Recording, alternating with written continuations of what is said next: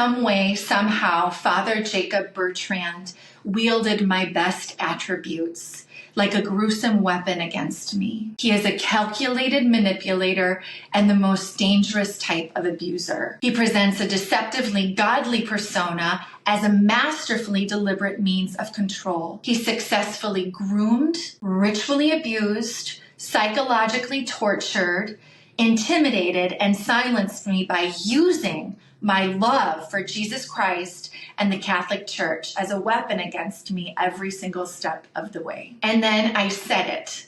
I admitted in the court of law that I was satanically, ritually, and sexually abused while under mind control. I remembered the words of my now husband, "Tell the truth and fear no man." Strengthened by his strength, I lifted my head even higher. As I proclaimed the truth, I felt genuinely believed by everyone in that courtroom. It was one of the most vindicating moments of my life. However, that is not why I lifted my head so high. Finally, this was the first time Bertrand heard my voice since I broke silence in May of 2012, cut all ties from him, and began the torturous work of deprogramming from his control. And it would be the last time that he would ever hear my voice directly again.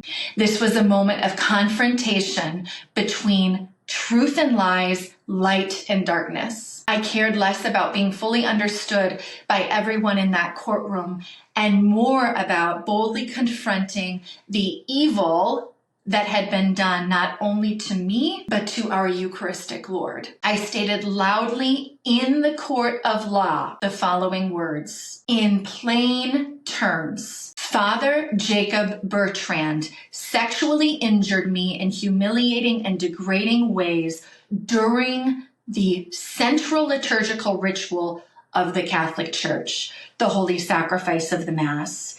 It was entirely ritualistic and cult-like. Spiritually, I roared as I mercilessly, or should I say mercifully, dragged into the bright light of day the Luciferian rites he was trying to hide. For the sake of time, I will not read the entire victim's impact statement, but will mention that the full statement, along with official court documents, have been gathered into one space and are now available and easily accessible online. While Bertrand's grooming largely resembled that of any sexual predator, his involved a dark, diabolical twist. Bertrand manipulated me on so many levels that my exorcist would conclude many years later that he had used witchcraft to do so. This conclusion was drawn from many facts, including Bertrand's collection of some of my hair and precious jewelry a few weeks before the ritual abuse began. The manipulation was a form of brainwashing,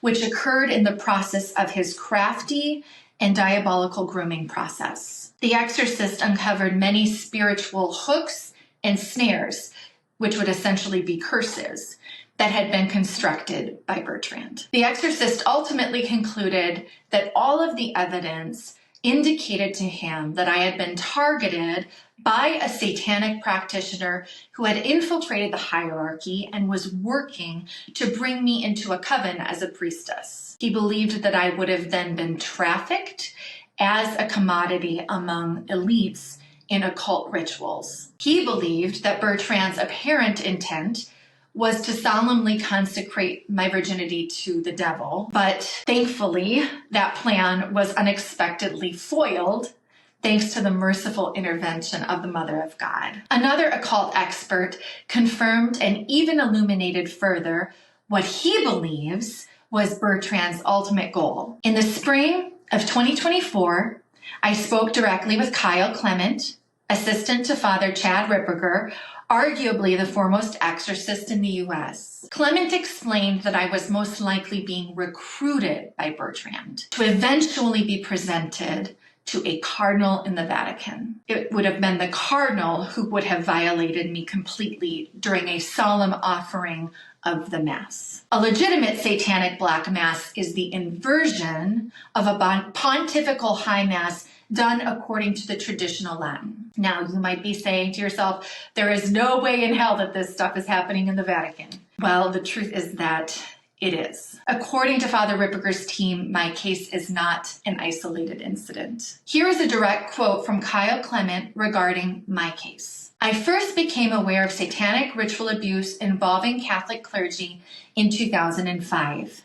That summer, Cardinal Francis George, OMI, asked Monsignor John Esseff, whom I was assisting with case investigations, to evaluate several individuals in the Chicago Archdiocese who were experiencing severe psychological and possibly diabolical symptoms. Esseff assigned me the initial interviews, assessments, and case classifications. Over the following years, I met with, investigated, and helped manage many cases that later became known as the Bernardine victims. Over the past 20 years, I have worked with multiple exorcists and mental health professionals nationwide to address the trauma associated with clerical satanic abuse. Across cases, several common markers consistently emerged, with each perpetrator connected directly or indirectly to Cardinal Bernardine. 1. A grooming period involving questionable mystical or spiritual practices. 2. Ritual abuse occurring during the Mass or other sacraments, with perpetrators wearing vestments. 3. Attempts by another cleric to counsel the victim, undermine credibility, or control disclosure. 4. A combination of psychological and physical abuse. And 5. Victims nationwide describing strikingly similar rituals. Mrs. Mastrogiacomo is unusual in her clarity and psychological stability, but her experiences are not isolated. I encourage others to come forward despite the obstacles they may face. Now, here is the clearest connection that we have found thus far between my own case and Cardinal Bernardine himself.